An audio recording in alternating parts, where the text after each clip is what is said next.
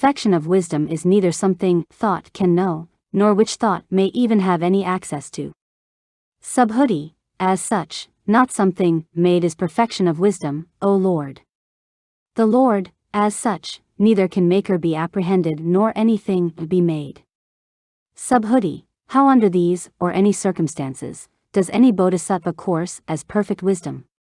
The Lord, a bodhisattva courses as perfect wisdom if, while coursing one does not course in skandhas, or if one does not course in any conviction such as skandhas are impermanent or are empty, or these are neither defective nor entire. And if one does not even course in any conviction such as form is neither any defectiveness nor entirety of itself as form, and the same for any other skandhas, one courses as perfect wisdom, but only inasmuch as any perceptible manifestation to any of us may allow, or to such a greater or lesser degree as one may for one's self make perceptible. Whatsoever degree this may or may not come to be sure perfect wisdom is beyond even such.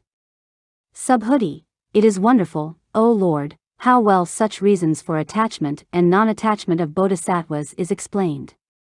The Lord, one courses in perfect wisdom if one does not course in any idea such as form is with attachment, or without attachment. And as for form, so for any other skandhas, the sight organ, etc., to even such as feeling born from eye contact, so for any physical elements, the 6 perfections, the 37 wings of enlightenment, the powers, any grounds of self-confidence, any analytical knowledge, the 18 special Buddha dharmas and fruits of holy life, from the fruit of a stream winner to all knowledge. When one courses thus, a bodhisattva does not generate attachment to anything, from form to all knowledge. For all knowledge is unattached, it is neither bound nor freed, and here is no thing whatsoever which can rise above or beyond this, such as this is, even unto any self. It is thus, Subhuti, bodhisattva's course in perfect wisdom through rising completely above any and all attachments. Like space or an echo. Subhuti, it is wonderful, O Lord, how deep is this Dharma, I mean perfection of wisdom. Demonstration neither diminishes nor increases this. Non-demonstration also neither diminishes nor increases this. The Lord, well said, Subhuti. It is just as if any Tathagatas, during one's entire life, speak in praise of space, without hereby increasing the volume of space, and space does not diminish either, while one is not speaking in praise for it. Or, it is as with an illusory man. Praise neither penetrates him nor wins him over. When here is no praise, he is neither affected nor frustrated. So, true nature of any or all dharmas is just so, whether such gets demonstrated or not. Subhuti, a doer of what is hard is any bodhisattva who, while coursing in perfection of wisdom, neither loses heart nor gets elated, who persists in making endeavors about this and does not turn back. Any development toward revealing perfect wisdom through dissolution of, or as any and all obscuration, is like some sort of development toward space. Homage is paid to any bodhisattvas who are armed with this armor. For with space these want to be armed when, for the sake of beings these put on the armor. Armed with great armor is a bodhisattva, a liberator is any bodhisattva when one wants to be armed with an armor, and win full enlightenment for the sake of beings who are like space, who are like the realm of Dharma.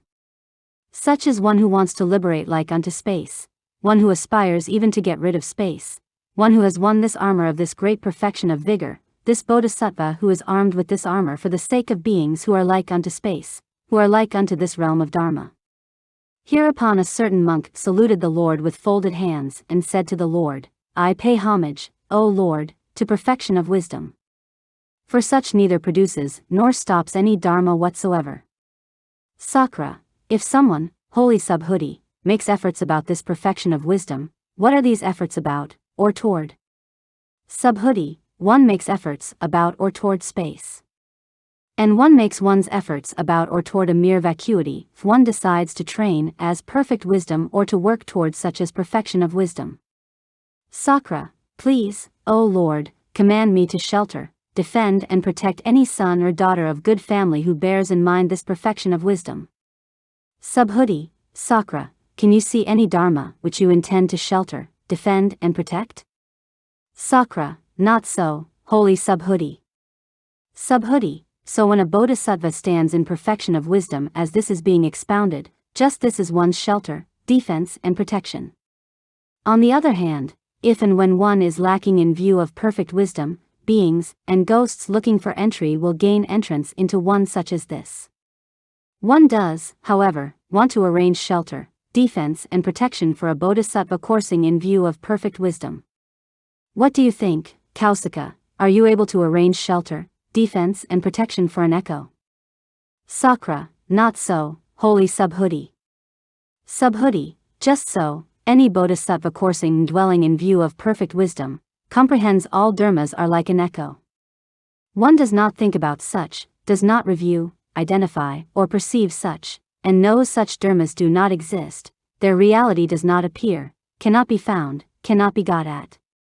If one dwells thus, one courses in view of perfect wisdom. Conclusion.